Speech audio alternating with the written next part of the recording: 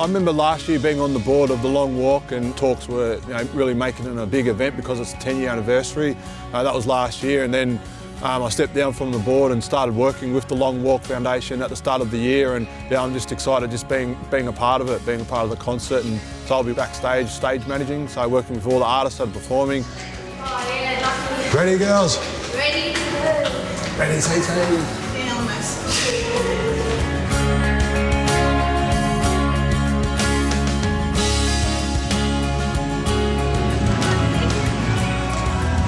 You alright? Yeah. Looking good.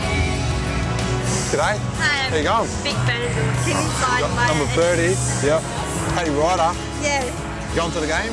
Yes, I am. Cool.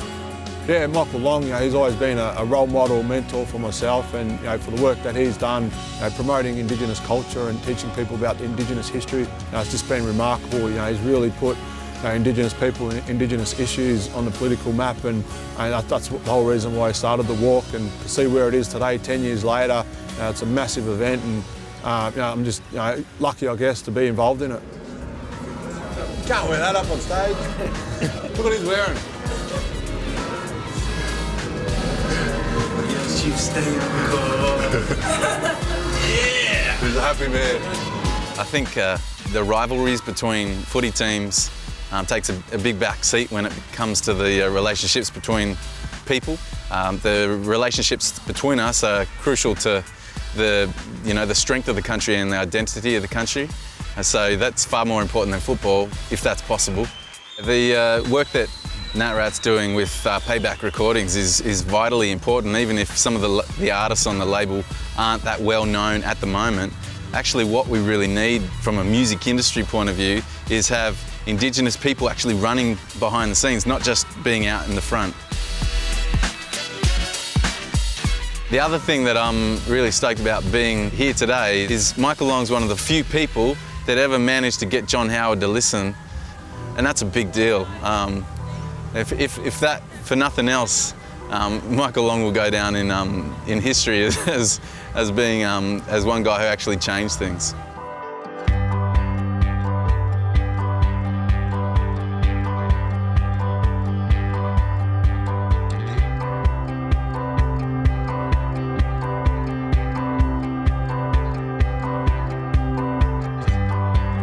I think a lot of the work is being done that you can't see, and I think that positive movement, the wave of the positive strength of the message is getting out there. We've come so far with our sportsmen and women, and we've come so far to eradicate racism in sport. Our supporters are our greatest ambassador, because now it's happening over the fence as well. They're not accepting what people are saying of their football. I think it's gone on leaps and bounds. For mine, it's about education. I think I felt like I knew a bit about Australia's history and our Indigenous past, but until you really stop and try to be educated, you don't know a great deal. So there's so much to learn, and there's so much for all Australians to be so proud of. 40,000 plus years of continuing culture, that's extraordinary, and that is the first chapter of our nation's history. So as part of the Long Walk, what we ultimately try to achieve is bringing people together. And I think coming along the walk, coming to the concert, coming to see the beautiful side of what Indigenous culture can bring, and then coming to a game of spectacle where a game has brought thousands of people, will have a rippling effect on this special occasion, Indigenous round.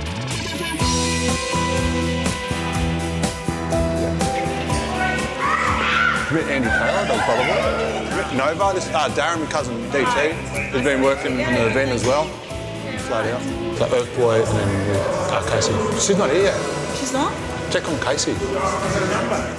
I've done some work with the Long Walk before. I did the Long Walk Ladies Luncheon last year, and it was such a great atmosphere, and the ladies were all excited, and there was all of these prizes to be won, and I kind of came down and didn't have a band and just sung and entertained as I do, and then I got a call to do this gig, and of course I couldn't say no and flew down and had a house band. We had our first rehearsal last night, so that was a bit tough, but hey, it's music, it's live, it's fun.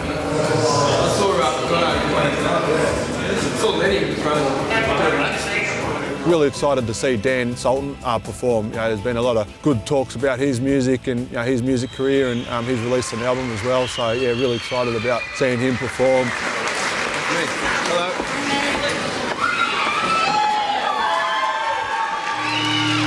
Thank you very much.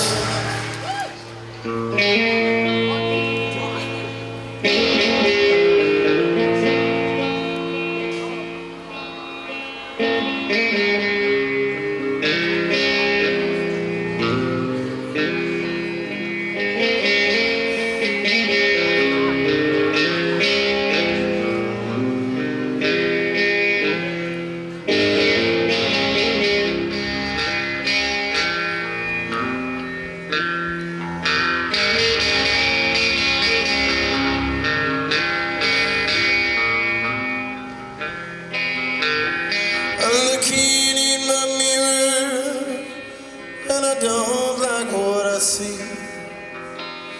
Now who could ever want a broken man such as me?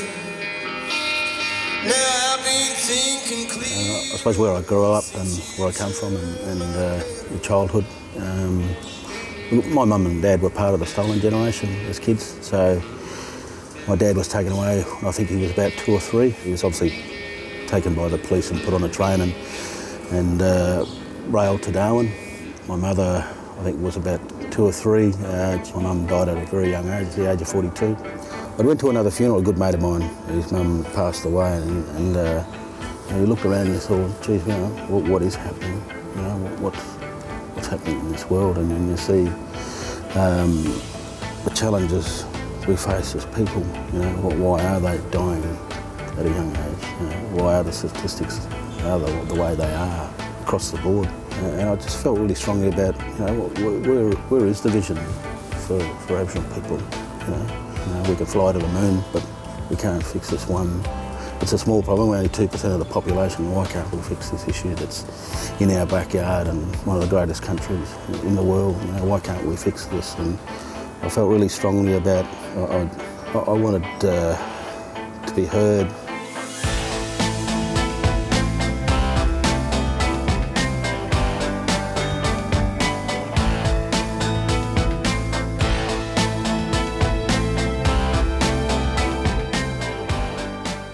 The journey, the walk actually, I think it gave us time to talk about the issues, whether it was a different issue that we wanted to bring up and highlight, how do we, this is the issues we face in our own backyard, whether it was health, education, those flowed the whole journey, and they're real issues, You can't just let it go off the radar, you've got to keep building on what we've achieved so far, and 10 years is a fair time as something just that come out of a walk to Canberra. So it's an achievement in itself, but it's the people along the way that we've touched that's most important.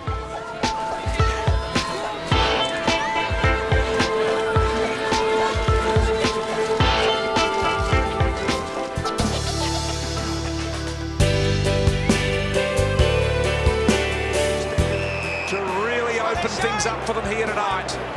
Here he is, the old campaigner, 387 games from 52 metres out. Can you believe that he runs like a young man? Paul, left foot snap, goal the Bombers. Their first goal in over a quarter. Beautiful kick to Dempsey from Goddard. Dempsey able to run, looking down there to Ryder, and he's grabbed it. And he says to Dempsey, thank you very much. Gee, Edwards had to be brave there, and he was. But he got run down from behind. A beautiful. The advantage paid. Danaher from 52.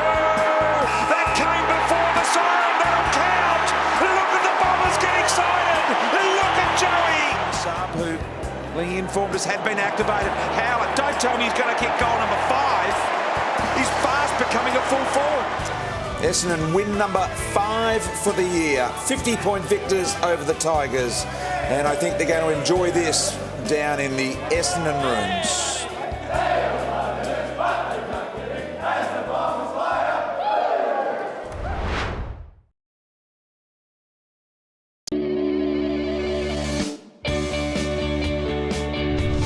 True Value Solar are offering Bombers fans the chance to ask their favourite Essendon player any question they like. Let's go meet some of them. My question for Jake Melksham is, what are the important factors of playing in the back pocket? Good question, Ben. The important factors of playing in the back pocket are knowing who you're playing on, having your arm across at all times, and most importantly, stopping him from kicking goals. My question is to ask how many pools are there in the True Value Solar Centre? Yeah, thank you, Holly. We have one big pool, a 25-metre pool down on the bottom floor, and we also have 2 spas, a freezing cold one and a nice warm one. So the warm one gets used a fair bit.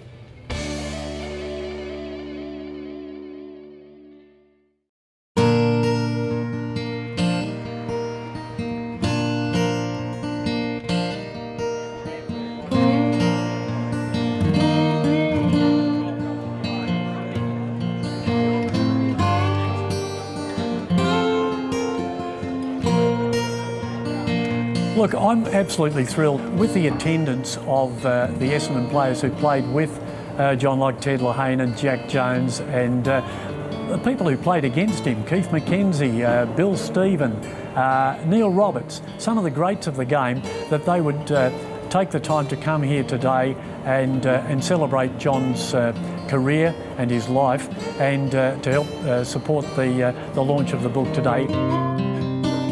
Well, of course I'm proud. I think that it's sort of like an extra club sort of thing, the people that played with or under him, that they can keep, we keep coming to these functions and they come in, en masse. There's always a great crowd of them and people love the memories. As a player, he revolutionised the game, I think, in that no one, perhaps Bob Pratt and Ron Todd, leapt as high unassisted. He was a superstar with his leap off both legs. He could leap equally off both legs, which meant he could never be really unbalanced. He was lightning over 10 metres and he was extremely combative. I centre half forward, so I had the bird's eye view of some of the wonderful marks he took. Normally, if you needed 7 or 8 yards, if you wanted to get over the pack or have a show at doing that, you had to have that run in, but John Coleman was just a freak that he'd only take 1, 2, 3 and propel himself above the pack. It was incredible. He was a businessman, he was a very smart fellow, and he did very well at the Essendon Hotel, then moved to the West Brunswick and to the Victoria where we held the launch today. But then he bought the freehold to the Dramana Hotel where sadly he died in 1973, whilst still operating the Victoria Hotel with his premiership full forward and Coleman medalist Ted Fordham running this very pub here, the Victoria. We'd come around and the beer garden, I must say, didn't look anything like this trendy little inner city pub that it does today. It was the real old drinkers pub. I remember, I think it went well. There was a car park across the road, and I remember Dad used to give people that had had too much to drink a lift home. That was part of the service, I think. Towards Cooper, there goes the siren, and it's all over. And there's a very happy-looking John Coleman with his back to us in the light coat, the coach of Essendon, and one of the greatest full forwards the game has seen in Victoria. Well, I do remember one time after the match, there was always the after-match entertainment. He was outside the room, the race of the rooms, when we were heading over to where the after-match entertainment was held. And he said, "Come on, Coley, what are you doing?" And he said, "Oh, I'm not going over." And I said, "What do you mean you're not going over?" He said, "Oh, look," he said, "I get into too much trouble with the umpires and I go to those things." And he said, "It's just not good for the club and it's not good stuff all round." So I said, "Oh, no, come on, you'll be right." And we're all in there having the normal good time, all gathered round chatting and whatnot. And Coley was there and he kept eyeing the door, and all of a sudden there was a bloke came through the door and Coley went pow, and it was over the umpire had walked through the door. His bag had hardly hit the ground and he was at him wanting to know why and all the wherefores of the game. He just tore strips off him and the whole room's gone silent. There were journalists in there and the opposition players, because they all had a beer together. Then John eventually stopped and walked away from Barry Gordian, And so Barry Gordian's taken the brunt of it, of course, because he was an umpire. He was in white. That's all he had to be. After a couple of minutes, everyone's talking again. Coleman came back to Barry Gordian and apologised. He said, look, I'm sorry, Barry, I shouldn't have said what I said to you, but I still think you're of an umpire. And I'll leave that word out. It's in the book, though. John, how do you feel about the result today? You're glad it's all over? Well, I'm happy the season's over now that we've won, Lou, yes, by all means. And to win a premiership, well, that just is the climax to a season. Coleman had it all because Coleman also knew how to handle men. He was a psychologist. He knew how to treat individuals and thus get the best out of them. And the respect he had from all players is quite extraordinary. And the awe in which they speak of him these days is very flattering to John Coleman and very illustrative of a man who not only is an Essendon great, but one of the greats, not only also of the AFL, but of Australian sport.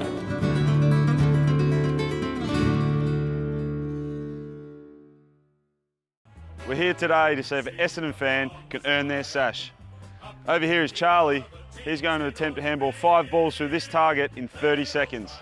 You ready, Charlie? Yeah. Go. Yeah. Great work. Keep going, keep going. 2 in a row, 2 swishes.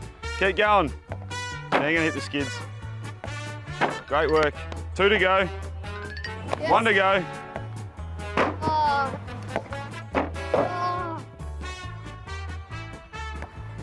Oh, too good. Well done.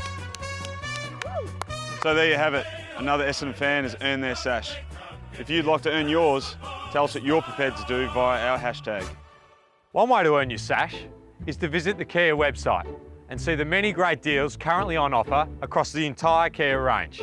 So visit kia.com.au and find a deal that's right for you. You can even leave the sash on if you like.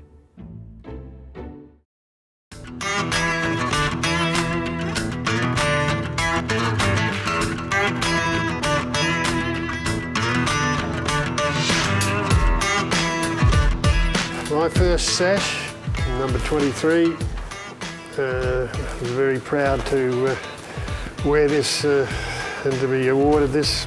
We weren't presented it as formally as they are nowadays, but I can still remember the tremendous pride that I had when I made the list. Still remember Dick Reynolds, our coach, saying to us, well, you young blokes, and I was just turned 18, and he said, you young blokes, you're going to be looked up to by all the kids around Essendon now, so put on your best performance both on and off the field, you know, and he wanted us to be good role models, and that was Dick Reynolds. He was a wonderful coach and just a wonderful leader. So I tried to live up to what Dick said to be the best I could.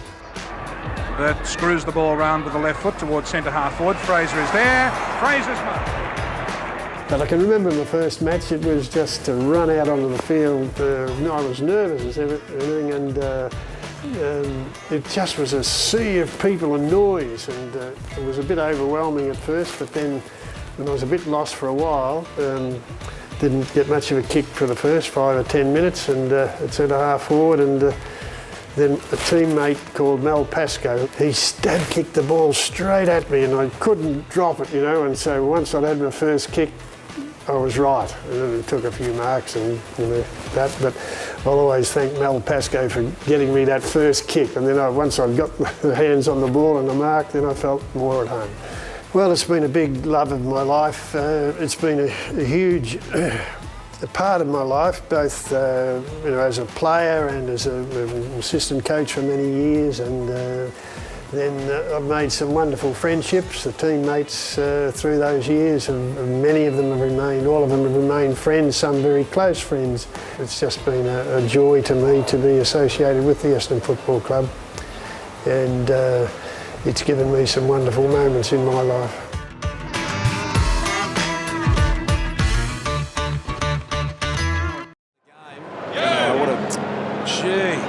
That's the 6th free kick he's given away tonight. It's been an unusual night for him.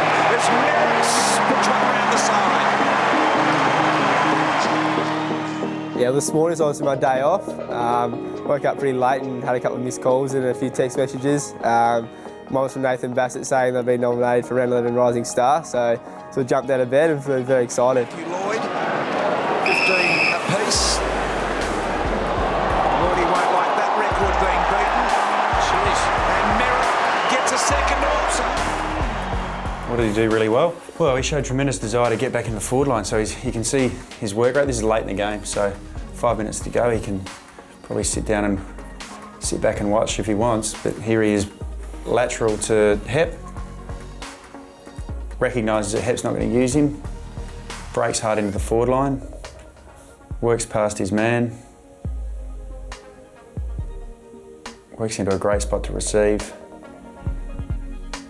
and then finishes from 48 metres on the boundary. So, you know, he's a reasonably talented footballer, but it's his work rate up and down the ground that is outstanding. Yeah, but Nathan Bass's been really handy for me, along with Dyson Heppel and Paul Chapman. Sort of modelled my game a bit on them two as well, and the professionalism and the aggression, I suppose, them two shows been really handy. He's a really nice player to coach. He's always coming to you, looking for more information. I think he's just thirsty for knowledge. You know, he wants to ask people around him how he's going. He wants information. He's looking for feedback. He's looking for visual edits. He's looking to have conversations with players about how they live their lives, with development coaches. You know, the other week he went back and watched one of his games from last year playing school footy, and then wrote a report to one of the development coaches on the difference between how he played last year compared to what he's doing now. So, you know, he's a guy that's generally interested in learning to be the best that he can be. It's still surreal to run out in front of so many large crowds, and obviously Essendon playing a lot of big games, so it's always a lot of big crowds and that sort of stuff. So I guess still nerve-wracking, but just excited to keep playing games. I hope that he keeps improving. You know, I'm seeing someone that keeps getting better at this stage. I'm not seeing a player that's fatigued or tired. I'm seeing a guy that's loving the contest, embracing being physical. You know, that copped that heavy hit in the second quarter, and 5 seconds later was back up again and back playing.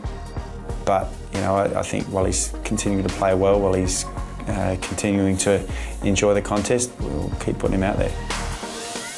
Yeah, to play 7 games this stage is obviously very special, but to hopefully play a few more, and hopefully the team builds and keeps improving, and hopefully try and get a finals berth this year.